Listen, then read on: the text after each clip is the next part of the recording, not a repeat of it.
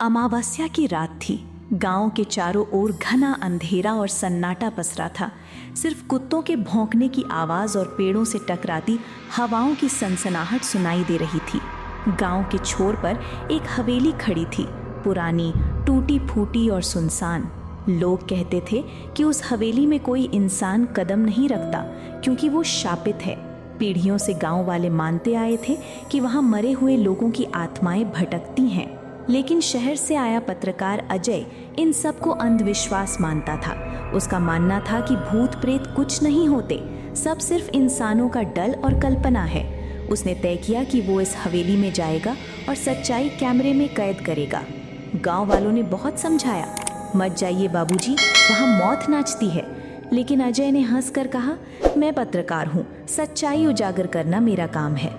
अगली रात Ajay camera, torch और मोबाइल लेकर हवेली पहुंचा। दरवाज़ा धक्का देते ही जोर से चरमराया और अपने आप खुल गया। अंदर घुप अंधेरा और सन्नाटा था। धूल से ढके फर्नीचर, टूटी खिड़कियां और जाले हर जगह फैले थे। अजय जैसे ही अंदर गया, अचानक एक ठंडी हवा का झोंका आया और दरवाज़ा खुद ब खुद बंद हो गया। उसने टॉर्च की रोशनी चारों तरफ घुमाई, लेकिन सब खाली था। तभी ऊपर से पायल की खनक सुनाई दी। अजय ने कांपते दिल से सीढ़ियों पर कदम रखा। सीढ़ियां चरमराती हुई और अंधेरे में डूबी थीं। ऊपर पहुंचकर उसने देखा, एक कमरे का दरवाजा आधा खुला था। टॉर्च की रोशनी डालते ही उसे लगा कि अंदर कोई खड़ा है। वो धीरे धीरे आगे बढ़ा। दरवाजा धकेला तो उसकी रीढ़ की हड्डी तक ठंडी लहर दौड़ गई। कमरे में सफेद साड़ी पहने एक औरत खिड़की के पास खड़ी थी। उसके लंबे खुले बाल चेहरे को ढक रहे थे। कौन हो तुम? अजय ने हिम्मत करके पूछा। औरत धीरे धीरे मुड़ी। उसके चेहरे पर भयानक जलने के निशान थे। आंखें लाल अंगारों जैसी थी, होंठ फटे हुए और जले हुए थे। अगले ही पल वो औरत अचानक हवा में गायब हो गई। अजय के हाथ से कैमरा गिर गया। अजय डर तो गया था, लेकिन उसने हिम्मत नहीं छोड़ी। वो कमरे की तलाशी लेने लगा। तभी कोने में रखा पुराना संदूक उसकी नजर में आया। उसने संदूक खोला तो उसमें से एक फटी पुरानी डायरी मिली। अजय ने धूल साफ करके पढ़ना शुरू किया। डायरी में लिखा था, मेरा नाम सावित्री है। मैं इस हवेली की बहू थी। शादी के बाद सब ठीक था, लेकिन मेरे पति और ससुराल वालों को मुझसे दहेज चाहिए था। जब मेरे मायके से और पैसे नहीं आए तो एक रात उन्होंने मुझे जिंदा जला दिया। मेरी चीखें हवेली की दीवारों में कैद हो गईं। मैं इंसाफ चाहती हूँ। जब तक मेरी सच्चाई दुनिया के सामने नहीं आएगी, मेरी आत्मा को मुक्ति नहीं मिलेगी। अजय ये पढ़ ही रहा था कि अचानक कमरे में तेज हवा चली और दरवाज़ा जोर से बंद हो गया। टॉर्च अपने आप बंद हो गई। अंधेरे में सिर्फ किसी औरत के रोने की आवाज़ सुनाई दे रही थी। अजय ने मोबाइल की फ्लैशलाइट ऑन की। उसके सामने वही औरत खड़ी थी, सावित्री की आत्मा। इस बार वो और भी भयानक लग रही थी। उसका जला हुआ चेहरा साफ दिख रहा था। हाथों में टूटी फूटी चूड़ियां थीं और आंखों से खून के आंसू बह रहे थे। आत्मा चीखी, मुझे इंसाफ चाहिए, नहीं तो तेरा भी हाल वही होगा जो मेरा हुआ। अजय कांपते हुए बोला, मैं वादा करता हूँ, मैं तुम्हारी कहानी सबको बताऊंगा। सावित्री की आत्मा ने आगे बढ़कर उसका गला पकड़ लिया। अजय की सांसें रुकने लगी। वह हाँफते हुए बोला, छोड़ दो, मैं झूठ नहीं बोलूँगा। आत्मा ने उसकी आंखों में झांका और फिर अचानक गायब हो गई।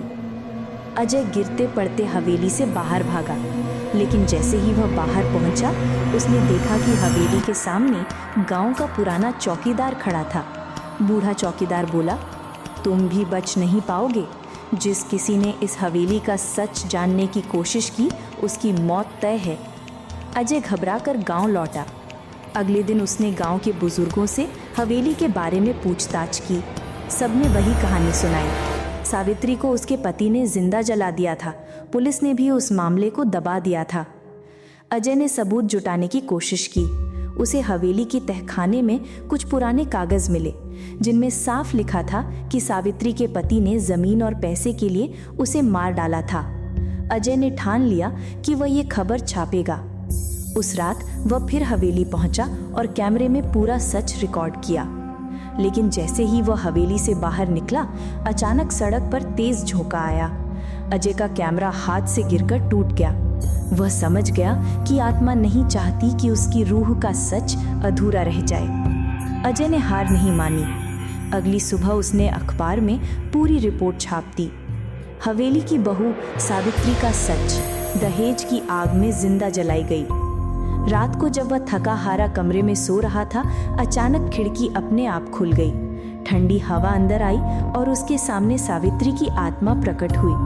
लेकिन इस बार वह पहले जैसी भयानक नहीं लग रही थी। उसके चेहरे पर शांति थी। उसने धीमी आवाज में कहा, धन्यवाद अजय, तूने मुझे इंसाफ दिलाया। अब मैं मुक्त हो रही हूँ। यह कहकर वह धुंध में गायब हो गई। कमरे में हल्की सी चमक रह गई और फिर सब सामान्य हो गया। अजय ने चैन की सांस ली, लेकिन तभी उसे आईने में अपना चेहरा दिखा। उसकी आंखें लाल थीं और उसके कंधे पर जली हुई उंगलियों के निशान थे। अजय के मन में डर समा गया। क्या वह वाकई सावित्री को मुक्त कर पाया या अब वह आत्मा उसके साथ हमेशा के लिए जुड़ गई? और उसके बाद गांव वालों ने कहा कि हवेली में आवाजें आनी बंद हो गई, लेकिन अब रात के अंधेरे में अजय के घर से कभी कभी रोने की आवाज़ सुनाई देती है।